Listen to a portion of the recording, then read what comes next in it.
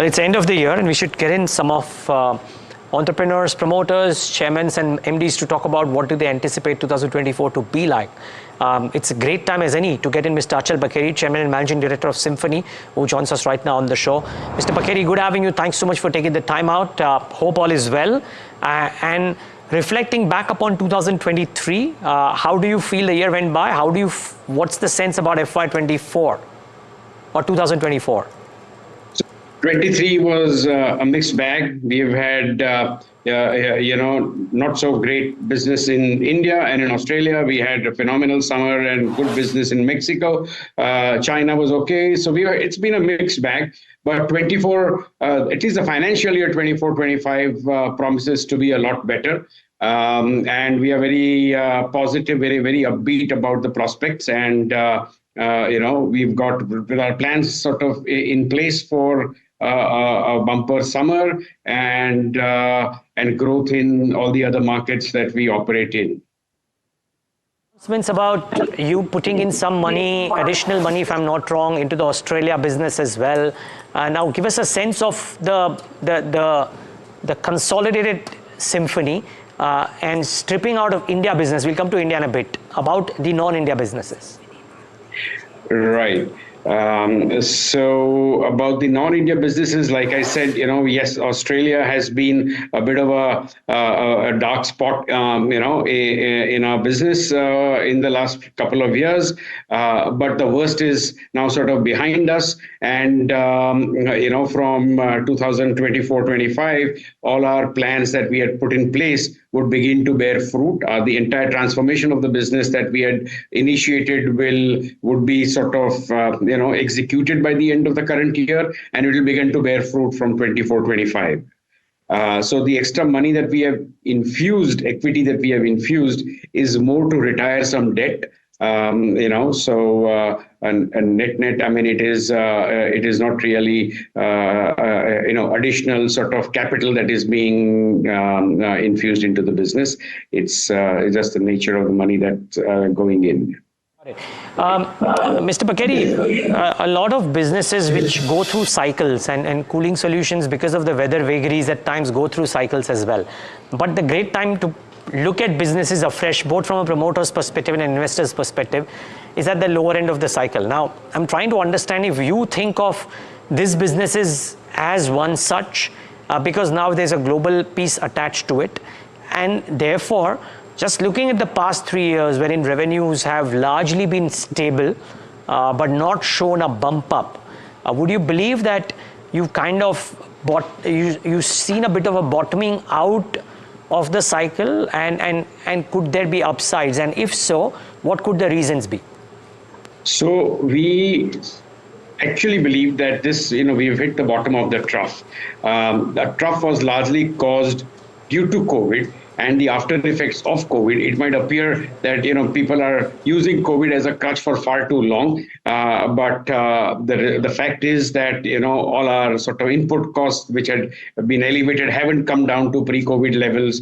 Economies have been impacted, whether in Australia or in China. So it certainly has had its impact, and all the transformation projects that we had set into motion before COVID, especially in Australia, were impacted because of COVID, and they are now beginning to sort of, like I said before, now beginning to fall in place. So we do believe that we are at the bottom of the trough, and things can only get better from here onwards.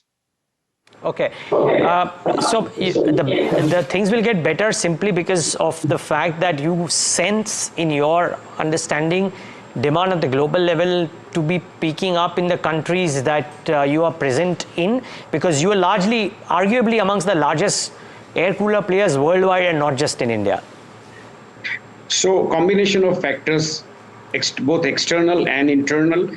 Externally, what happens to in terms of the weather is difficult to predict, but it's certainly in terms of the economy, and especially the Australian economy, which was badly impacted, is beginning to looking up. A lot of our business is with the real estate sector. The real estate sector in Australia had been badly impacted, so that is beginning to look up. China too, where a lot of our business is B2B, has been impacted in the last few years, but we've already beginning to see signs of improvement in our business in China.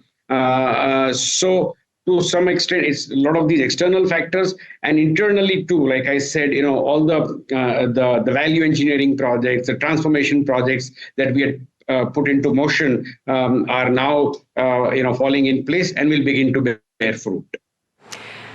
So it reminds me, sorry, but it reminds me of a similar situation several years ago when we, just after the global financial crisis, when we had acquired our subsidiary in Mexico.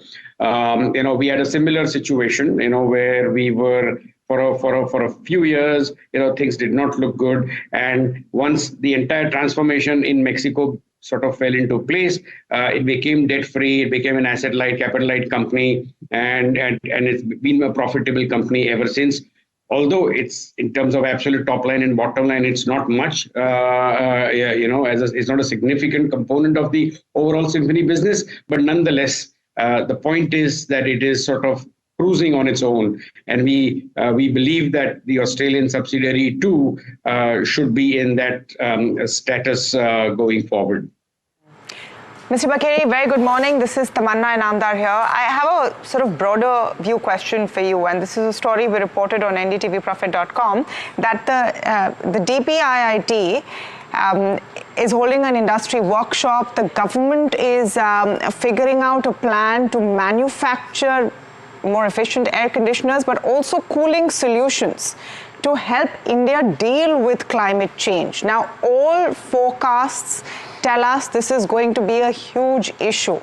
Right now, cooling solutions and air conditioners specifically are restricted in usage to a small proportion of the population. As we move ahead, more and more people are going to need this to survive, not just as a luxury. I just want to get your idea on this and how Symphony is thinking in this direction, where cooling solutions is going to become a mass survival product. Absolutely, and more so air coolers because of its, their low energy consumption, and because of their, plug and play ability to be a plug and play product and portable product, and also in the space of industrial cooling, where you have these large 99% of the factories and warehouses in the country do not have any form of cooling, and they are unbearable to work in come summer. And air cooling is probably the only feasible solution. You can't air condition large factories and warehouses where you have machines and lots of people working, and high ceilings, and and these are not contained spaces. So an air cooling solution is actually the best suited for that. And we believe, and we've been working on industrial air cooling for the last several years, and spreading the mantra, the concept of industrial air cooling. And we believe that too, as a concept, will take root and will proliferate as it has in many parts of the world, including in China, where especially in southern China, where it's hot, every factory is air cooled. So we believe that that is a sort of a situation which should also happen in India. And as far as homes go too, the people's threshold of comfort is fairly low now, in terms of temperature. So we have to provide, or rather, the expectations of a good night's sleep exists across all sections of society. So an air cooler is something which helps in democratizing comfort, and we believe that going forward, along with air conditioners and fans and all cooling devices, the future is huge, and the penetration levels in our country are so low for every product category that you can only go up from here. That's true, absolutely in a broader term. But I was trying to understand, Mr. Bakeri, in terms of strategy and goals. Where are you at in devising such devices or more market penetration, where the efficiency of these systems are better, so that people don't have to all go in for air conditioners, or where there can be more market penetration? So there are two parts to your question. One is about the product and what are we doing to proliferate the concept. So in terms of the product per se is inherently quite efficient, but nonetheless, at the technological level, we keep on working on making the product more and more efficient year in, year out. Secondly, we have been expanding our distribution reach all these years, and that is something which we can keep on doing in a country as vast as India. We can keep on doing forever. So that is also something which we are working on, to bring the product to people across the country. So I think we are working on these two things, making the product better and more efficient, and making it accessible across the country. Mr. Bakeri, some numbers, March 2020, and you've told this to me in the past, that the last 2-3 years, due to various reasons, growth hasn't been greatest. I'm just putting numbers out here. March 2020 sales were about 1103 crores, if I'm not wrong. They've come in at 1188 or 1190 crores as of March 2023. TTM sales around that level. So no growth, but no downticks either. In terms of numbers, if you expect, because of internal and external reasons, that business will look up, are there some targets that you're setting for yourself internally about where do you want to see Symphony's size to be like, say 3-4 years, 5 years out?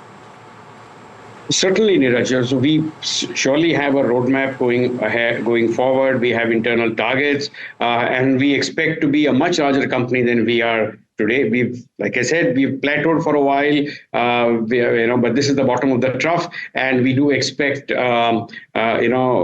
significant growth going forward, and to be a much bigger company than we are today. Now, I wouldn't give exact numbers or what our internal plans are, but I can safely say that our plans are certainly, and they are not pies in the sky. They are sort of, what we believe are quite achievable numbers, and so the team is sort of working towards that. Would these be accompanied, Mr. Bakeri, with better ROE, ROCs? Because you used to enjoy tremendous return ratios in your standalone India business. I presume that would still be the case. Consol numbers look a bit off simply because of the nature of the business globally versus India.